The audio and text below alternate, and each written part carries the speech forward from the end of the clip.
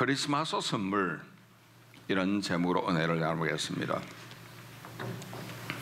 우리가 보이는 성경 전체는 예수 그리스도에 관련된 책입니다. 구약은 이 땅에 오실 메시아 예수님에 대한 예언서입니다. 친히 하나님께서 당신의 종이었던 선지자를 통해서 예언한 내용이 구약입니다. 신약은 이 땅에 오신 예수님의 사역에 대해서 기록한 책입니다. 하나님의 독생자 예수님이 어떻게 나왔으며 누구를 통해 탄생했으며 그 예수님이 하신 사역이 무엇이며 전하신 복음은 어떤 내용이며 십자가에서 왜 죽었으며 죽고 난 뒤에 어떻게 됐는가를 기록했던 책이 신약 성경 사복음서입니다. 복음서 뒤에 나오는 사도서신은 다시 오실 메시아이신 예수님에 관해서 다루고 있는 책입니다.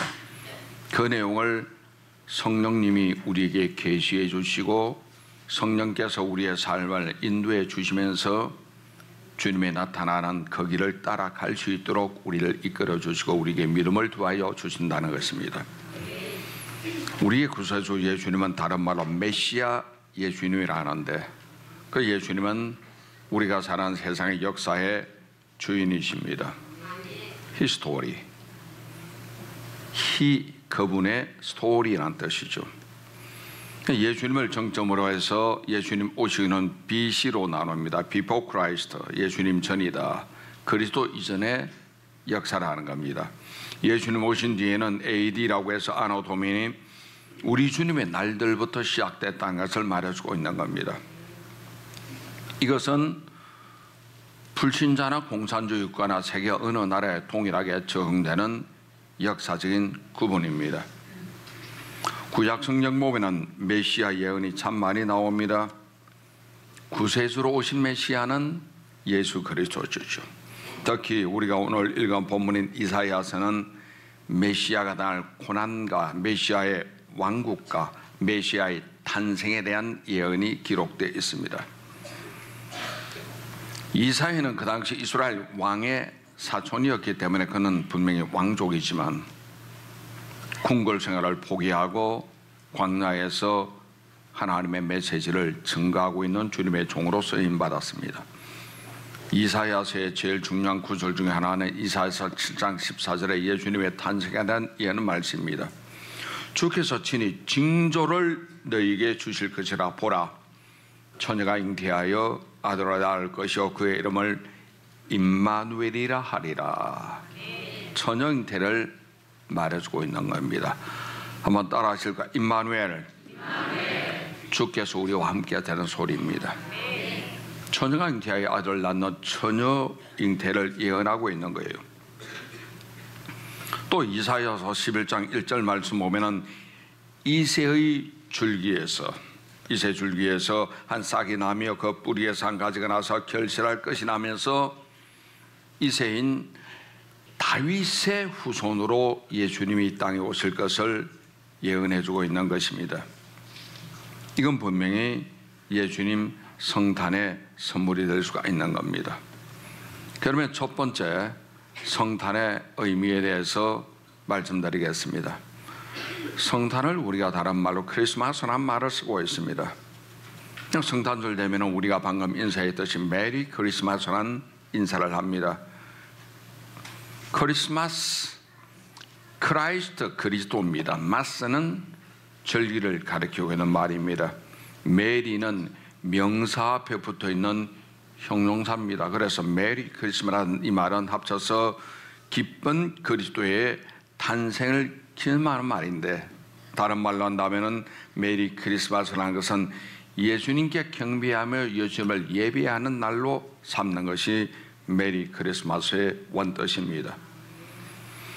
하나님의 독생자 예수 그리스도께서 세상에 살고 있는 모든 죄인들을 구원하시기 위해서 하늘 보좌 버리시고 이 땅에 오신 날이 성탄절입니다. 그 과정에서 하나님이 인간으로 오셔야 되기 때문에 동정녀 마리아 몸을 빌렸습니다. 뱃속에서 10달 동안 계시다가 주님은 이 땅에 탄생하시고 죄가 없어야 되기 때문에 남자의 후손이 아니라 성령으로 잉태되어서 여인의 후손으로 주님이 이 땅에 오신 것입니다. 그렇기 때문에 예수 그리스도는 하나님께서 인간이 되어서 이 땅에 오신 분입니다. 동시에 인성을 가지고 있고 신성을 동시에 가지고 있는 분이 예수님이십니다. 인성이라는 것은 인간의 마음, 인간의 성품을 가리키는 것이고 신성은 하나님이라는 뜻입니다. 그러면 우리가 여기서 질문이 있습니다. 왜 하나님은 장성한 천사의 모습이나 어른 모습으로 오지 않았을까? 하늘 위에서 구름 타고 뚝 떨어진 어른의 모습이 아니라 아기로 탄생했을까? 그것은 온전한 인간의 모습으로 오시기 위해서 그런 겁니다. 그리고 온전한 인간의 어릴 때부터 정상할 때까지 과정을 거쳐서 희노애락의 경험을 가지기 위해서입니다. 온전한 인간의 모습을 보여주시고 있는 것이죠. 그러면서 동시에 하나님 모습을 사람들에게 보이시는 겁니다. 인자를 본 자는 아버지를 보았거늘 인자와 아버지는 하나이니라, 이런 말씀하고 있죠. 모든 인간의 죄를 대속하시기 위해서 인간의 모습으로 인간의 탄생 과정을 고스란히 거쳐서 이 땅에 오셨습니다. 오늘 읽은 이사야서 9장 6절 말씀, 이는 한 아기가 우리에게 낳고 아기가 우리에게 나신 날이 성탄절입니다. 다시 말해 성탄절은 하나님의 아들 예수님이 이 땅에 오신 날이기 때문에 하나님 편에서 볼 때는 아들을 주신 날이죠. 우리 인간 편에서 보면은 구세주가 오신 날이죠. 하나님의 아들 주시고 우리는 구세주를 받게 되고, 그래서 6절 뒤에 보니까 한 아들을 우리에게 주신 바 되었는데, 그럼 하나님께서 크리스마스에 우리에게 주신 큰 선물은 독생자를 주셨다는 것이죠.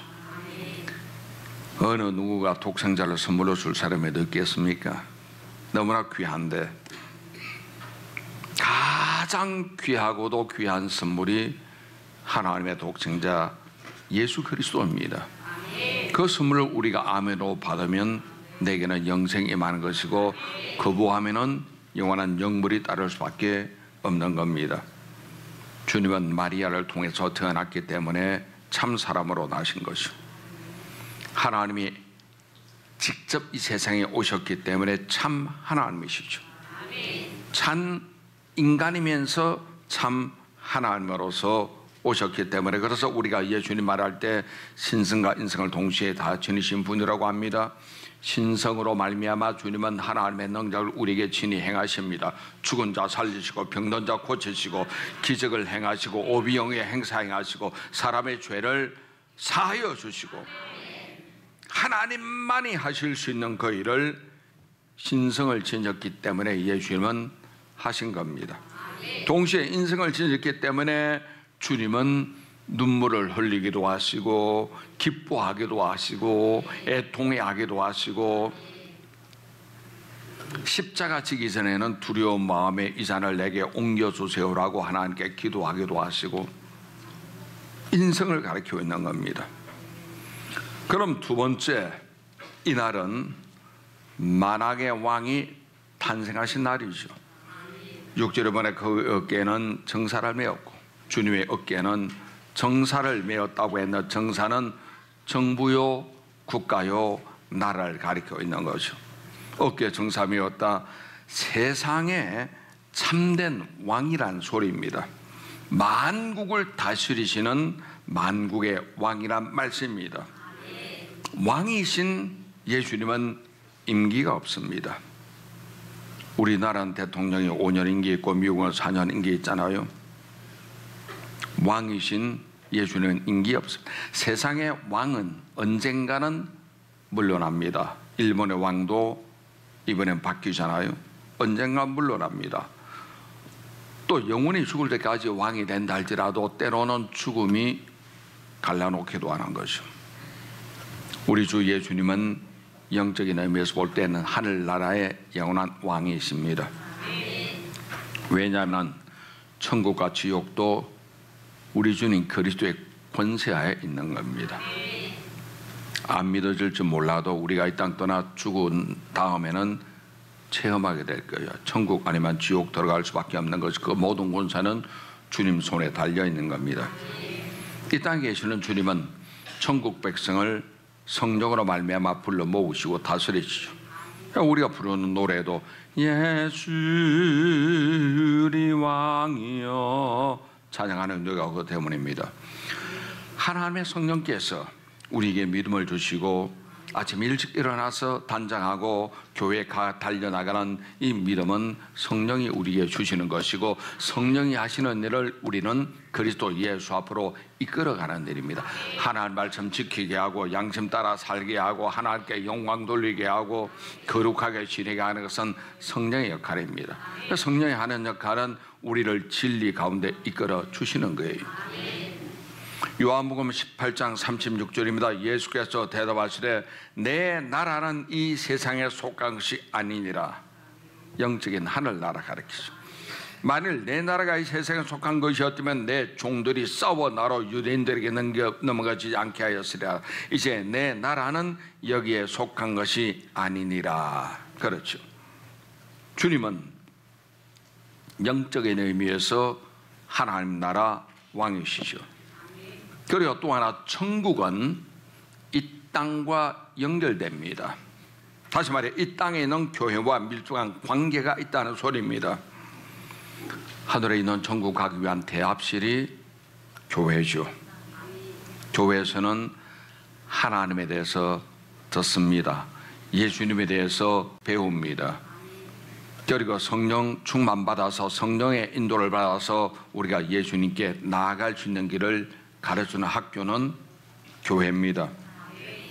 다시 말씀드리면 이 땅에 있는 교회 생활, 신앙생활과 천국은 연결되어 있는 거예요.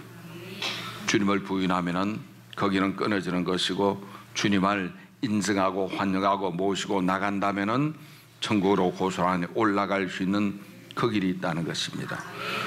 누가복음 2장 14절 여러분이 참 많이 들으셨을 겁니다. 크리스마스 때가 되면 항상 나오는 말입니다. 지극히 높은 곳에는 하나님께 영광이요, 땅에는 평화란 말을 하지만 틀린 말입니다. 땅에는 하나님이 기뻐하신 사람들 중에 평화라. 이거를 괄호 속에 집으로 땅에 평화라 하는데, 땅에 무조건 평화 아닙니다. 하나님이 기뻐하시는 자들 중에 평화. 하나님이 기뻐하는 자는 누굴까요? 예수님을 구도 영접한 자, 교회를 섬기는 자, 교회 통하여 대합실에 계시면서 주님이 오라 하면 올라가는 자가 하나님이 기뻐하시는 자죠.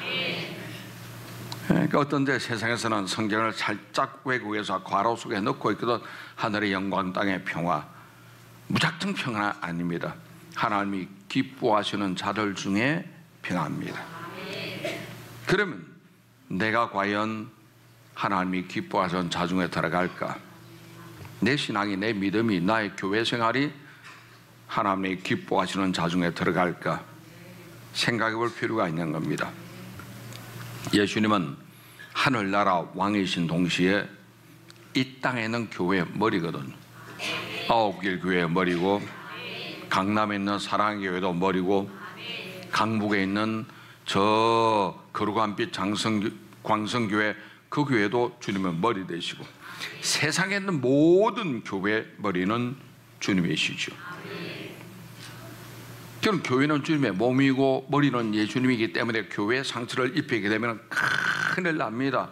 교회 상처를 입힌다는 것은 예수님 몸에 못 박는 거예요. 로마 군인들이 손과 발의 옆구리에 창 찌르고 못 박았듯처럼 교회 상처는 예수님 몸에 못 박는 행위나 마찬가지입니다. 에베소서 1장 22절 보면 만물을 그의 발 아래에 복종하게 하시고 그를 만물 위에 교회의 머리로 삼으셨느니라. 교회는 그의 몸이니 만물 안에서 만물을 충만하게 하시는 이의 충만이라. 교회 상처가 입히게 되면은 예수님 몸에 상처 입히는 것입니다. 우리는 항상 예수님을 중심으로 살아가는 여러분 되시기 바랍니다. 우리가 조금 더 넓은 관점에서 우리가 본다면은 예수 그리스도께서는 삼위일체 중에 2위이신 성자 하나님이시죠. 자 보세요. 성부 하나님은 구원을 예증해 주십니다. 그렇죠? 성자 예수님은 십자가로 구원을 완성시켜 주십니다. 성령 하나님은 온전한 구원의 길로 우리를 이끌어가기 위해서 날마다 성령으로 자극하시고 인도해 주시고 이끌어가는 거예요. 요한복음 16장 8절에 보니까 성령이 우리를 책망한다고 합니다. 어떻게? 그가 와서 죄에 대하여, 의에 대하여, 심판에 대하여 세상을 책망하시니라. 성령 충만한 주의 정도는 가끔 세상이 하나님의 뜻에 어긋나면 책망합니다. 왜 이렇게 하는가? 왜 저렇게 하는가? 이거는 하나님께 영광되지 않지 않느냐? 세상을 책망하는 성령의 책망이지 정치는 아닙니다. 예를 들어 동성애를 한다, 쾌어 축제한다, 이 하나님과 또 반대되니까 이건 지적하고 책망하거든. 성령의 책망이지 그건 정치는 아닙니다. 좀 더 넓은 관점에서 우리가 바라보는 여러분 되시기 바랍니다. 예수님은 삼위일체 중에 2위 되시는 하나님이시고 친히 하나님의 천지 만물 창조에 참여하셨고 온 우주를 다스리시는 왕이십니다. 예수 우리 왕이여. 창세기 1장에도 태초가 나오고 요한복음 1장에도 태초가 나오는데 창세기 1장에는 태초에 하나님의 천지를 창조하시니라. 태초에 In the beginning, 태초입니다. 요한복음 1장 나오는 태초는 태초에 말씀이 계시니라. 그 태초는 before the beginning, 창조 이전에. 창세기는 in the beginning, 시작에 말하고, 요한복음은 시작 이전에 before the beginning입니다. 결국 예수님은 이위 하나님으로서 일이 되시는 성부 하나님과 더불어 이 땅을 창조하셨다는 걸 알 수가 있죠. 우리 구주 예수님은 인간의 역사와 세계 역사의 주관자입니다. 그리고 절대 주권자입니다. 하나님 나라 완성을 위해서 이곳에 있는 우리를 다스리시고 인도하시니 주의 음성에 순종하여 따라가는 여러분 되시기 바랍니다. 세 번째, 메시아의 이름이 예수 그리스도를 나타내고 있습니다. 이사야 선지자가 본문을 통해서 언급했던 메시아 묘사는 하나하나 보면은 그리스도 예수의 성품과 그분의 역사를 묘사하고 있는 거예요. 여기 보니까 그의 이름은 첫째 기묘사죠. 기묘사, 원더풀이라는 소리입니다. 기묘사, 원더풀, 기묘사. 기가 막히게 놀라우신 분입니다. 예수님의 인격을 보나 주님의 성품 보나 주님의 생활을 원더풀이라는 소리죠. 주님이 하신 모든 역사는 원더풀입니다. 기묘입니다. 그분의 십자가 고난이 원더풀이고 죽으심과 부활이 원더풀이었습니다.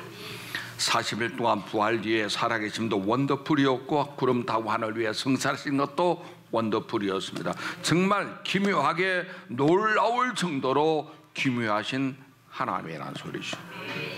그 다음 그의 이름은 기묘사라 모사라 카운셀러라는 소리입니다. 모사 카운셀러. 모든 것을 우리의 상담을 받아주시죠. 우린 주님께 나 상담 요청할 때 기도하는 거예요. 주님, 할 말이 있습니다. 제목이 있습니다. 상담이잖아요. 주님이 뭐냐 하면은 우리가 툭툭 털어온다는 거예요. 인생 문제, 사업 문제, 진로 문제, 건강 문제, 결혼 문제, 뭐 여러 가지를 털어놓으면 되는 거예요. 그만큼 주님은 카운셀러로 지혜가 뛰어나시고 지식이 놀라우신 분이십니다. 모든 것을 옳은 방향으로 바른 길로 이끄시는 분은 예수 그리스도죠. 그렇기 때문에 잠언 8장 1절 말씀 봐도 지혜가 부르지 아니하느냐, 명철이 소리를 높이지 아니하느냐. 예수님께 나가면 지혜가 있고 명철이 있다는 소리입니다. 우리가 인생 살아갈 때 수없이 많은 갈림길에 헤맬 때가 있잖아요. 이 길인가 저 길인가. 대학생들 전공 택할 때 이것인가 저것인가. 결혼할 때 미스터 김인가 미스터 박인가. 둘이 있으면 행복한 겁니다. 고를 수 있으니까. 수많은 갈림길에서 어디로 가야 할지 우리가 몰라할 때, 또 세상은 너무나 변화무쌍한 세상이잖아요.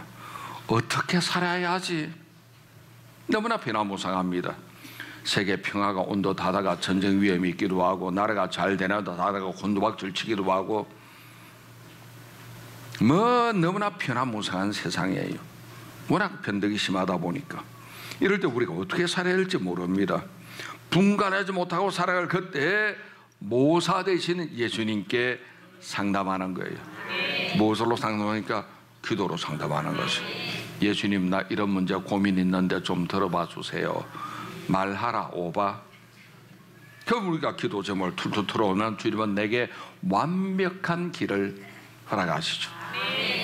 완벽한 길에 순종하면 완벽한 행복이 내게 임하는 줄 믿습니다. 하나님이 기뻐하시는 사람들 중에 평화입니다. 절간에 나가는 사람들에게 평화가 아니고, 교회 안에서 진실이 예수님을 구도 영접하여 주님이 왕이 되면은 우리에게 평화가 임하는 줄 믿습니다. 예수님께서 이 땅에 오신 목적이 무엇일까요? 하나님과 인간 사이에 원수된 것을 허물어 주시고 평강을 주시기 위해서입니다. 전에는 하나님과 나 사이에 죄 때문에 원한이 있었고 원수가 되어서 하나님 두려웠고 나가기가 싫었는데, 예수님이 담을 허물어 주시고 평강 주시는, 이제는 하나님께 나가는 너무나 즐거운 거예요. 기쁜 겁니다. 즐겨 나가는 여러분 되시기 바랍니다. 피조물 없는 인간의 심령에 평화를 주시기 위해서, 사람과 사람 사이도 평화를 주시기 위해서 주님은 이 땅에 오신 거예요. 그래서 예수를 믿게 되면은 원한이 없습니다. 적이 없습니다. 예수 믿기 전에는 주님 살릴 놈, 꼴도 보기 싫고 아이고 저놈 뭐 그랬는데, 예수 믿고 은혜 받고 나면은 그게 사라지는 거예요. 이 사람도 이쁘고 저 사람도 이쁘고 다 이쁘고 그런 거예요. 할렐루야. 그것은 예수님이 평강의 왕으로 오셨기 때문에 가능한 겁니다. 그 예수님의 품에 안겨서 기뻐하고 감사하고 하나님을 찬양하는 여러분 되시기를 주의 이름으로 축원합니다. 세상에 살면서 가장 중요한 것이 무엇일까요? 본문처럼 한 아기가 우리에게 낳고 한 아들을 우리에게 주셨으니, 그 예수님, 아기 예수님을 우리가 품어야 돼. 요즘 우리 성도들 중에서 아기 낳았잖아요. 그럼 여러분 아기를 어떻게 합니까? 너무나 귀한 보물처럼 안지? 연지 엄마, 연지 안지? 보물이니까 안는 거예요. 한 아기가 우리에게 낳고 한 아들을 우리에게 주셨으니까 우리는 예수님을 품어야 합니다. 그리고 또 하나 생각해요. 예수 그리스도께서 내 마음속에 태어나셨는가? 예수님의 속에 계셔야 합니다. 하나님의 아들이 내게, 내 가족에게, 내 가정에 주신 바 되었는가? 나 혼자 예수를 믿으면 내게 임하지만 내 가정에도 주신 바 되어야 돼요. 여러분 가족 중에 안 믿는 자가 있다면 안 되죠. 내 가정에 하나님의 아들이 주신 바 되어야 가정에 평화가 임합니다. 나는 내 속에 예수님이 계신데 저 사람은 예수님이 안 계셔. 그럼 가정의 평화는 깨집니다. 내 가정에 주신 바 되었는가? 내가 개인적으로 이 아기 예수님을 나의 구세주로 영접해야 합니다. 주님만 영접하면 간단해집니다. 이 생과 내 생의 모든 복은 내 것이 될 줄로 믿습니다. 기도하겠습니다.